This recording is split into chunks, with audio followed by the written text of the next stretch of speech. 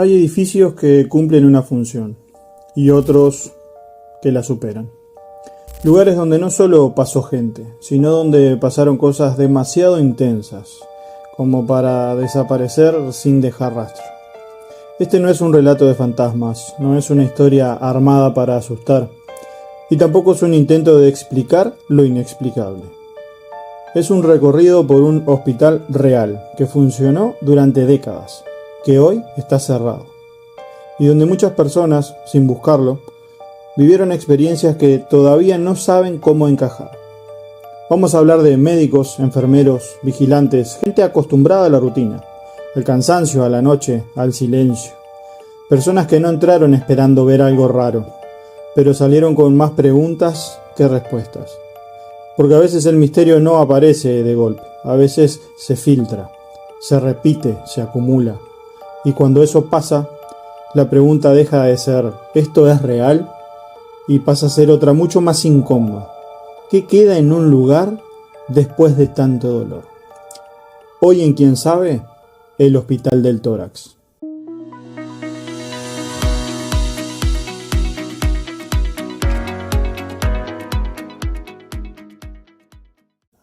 Durante décadas, este hospital fue un lugar de paso obligatorio para miles de personas.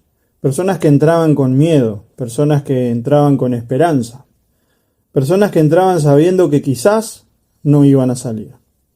El Hospital del Tórax, ubicado en la ciudad de Tarrasa, Barcelona, fue inaugurado en 1952. Especializado en enfermedades pulmonares, particularmente tuberculosis, en una época donde esa palabra era prácticamente una sentencia. El edificio original fue cerrado, abandonado, silencioso, durante años. Incluso después de su cierre, empezaron a circular relatos que no tenían que ver con la medicina, sino con lo que ocurría cuando ya no había pacientes, ni visitas, ni actividad oficial. Y lo interesante es esto: no son historias contadas desde afuera, no son leyendas urbanas repetidas por curiosos. La mayoría de los relatos provienen de los médicos, los enfermeros, personal de limpieza, vigilantes nocturnos, gente que trabajó ahí. El Hospital del Tórax no fue un hospital común. Fue durante gran parte del siglo XX un lugar donde el dolor se volvió rutina. La tuberculosis no era solo una enfermedad, era aislamiento, era internaciones largas, eran despedidas que a veces no se decían en voz alta. Muchos pacientes pasaban meses o años internados, y algunos nunca se fueron. En esos pasillos hubo sufrimiento sostenido, muertes silenciosas, noches interminables, personas jóvenes que entendían demasiado pronto que no había cura. Y acá aparece una primera idea importante, que atraviesa todo este episodio. Los lugares no solo guardan objetos, también guardan experiencias. Cuando el hospital comienza a vaciarse, cuando ciertas áreas dejan de usarse, el edificio entra en una nueva etapa, y es ahí donde empiezan los relatos. Los primeros testimonios coinciden en algo muy específico. No aparecen figuras claras, no hay fantasmas clásicos, no hay apariciones teatrales. Lo que aparece es otra cosa. Vigilantes nocturnos relatan que durante las rondas, en sectores cerrados del hospital, luces se encendían solas, interruptores aparecían en otra posición, puertas que habían sido cerradas aparecían entreabiertas.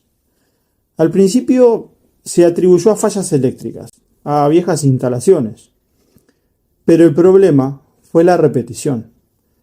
Las luces se encendían siempre en los mismos sectores. Los movimientos ocurrían en horarios similares, y cuando se revisaban los tableros, no había explicación técnica clara. Uno de los relatos más repetidos habla de las camillas. Camillas que aparecían desplazadas, camillas que nadie recordaba haber movido, camillas que durante la noche parecían cambiar de posición. Un enfermero declaró años después que durante una guardia Dejó una camilla contra la pared de un pasillo. Y horas más tarde la encontró en el centro del pasillo, alineada como si estuviera lista para recibir a un paciente.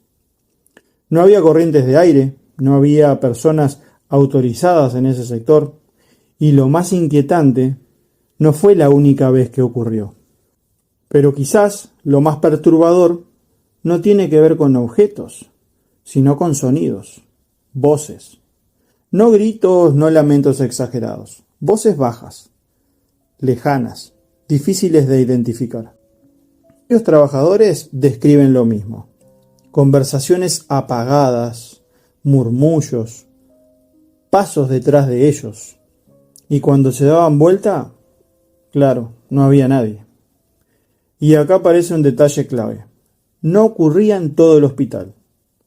Siempre eran ciertos pasillos, determinadas salas, áreas donde antes hubo internaciones prolongadas, zonas cargadas de historia.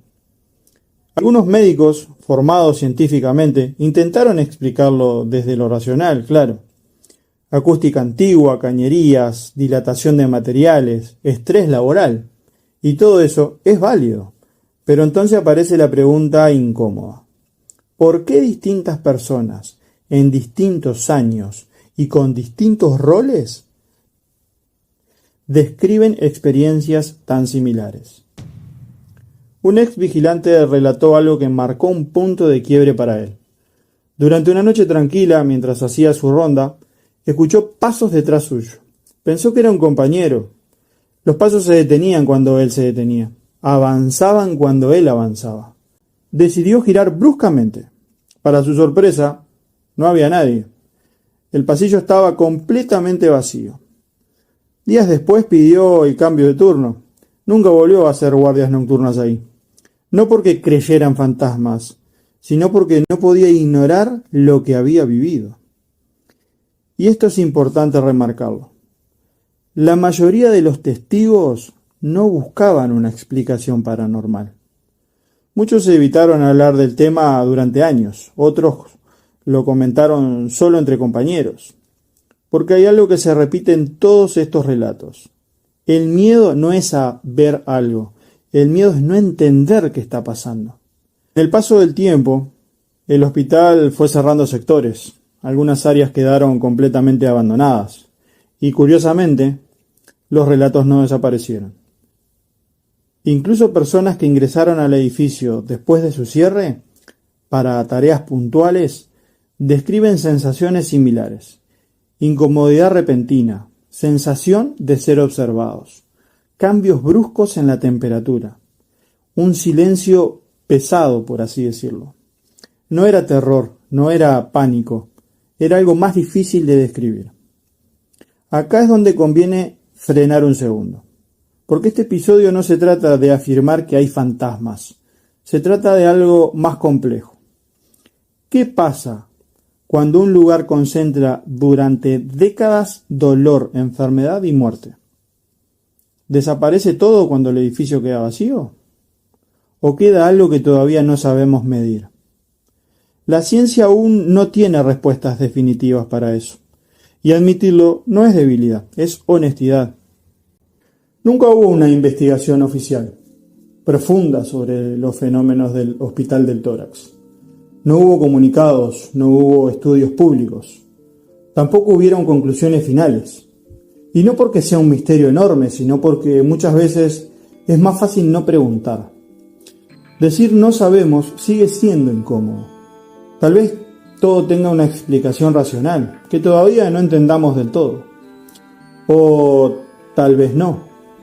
Pero lo que sí es real son los testimonios, las coincidencias, los patrones. Y los patrones existen, aunque no encajen en nuestras creencias. El Hospital del Tórax hoy permanece como un edificio cargado de historia.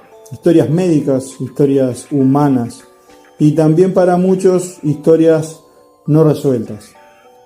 No es un lugar para asustarse, es un lugar para pensar. Porque quizás el verdadero misterio no sea si hay algo ahí, sino ¿qué hacemos nosotros con lo que no podemos explicar? Tal vez no todo necesita una respuesta inmediata.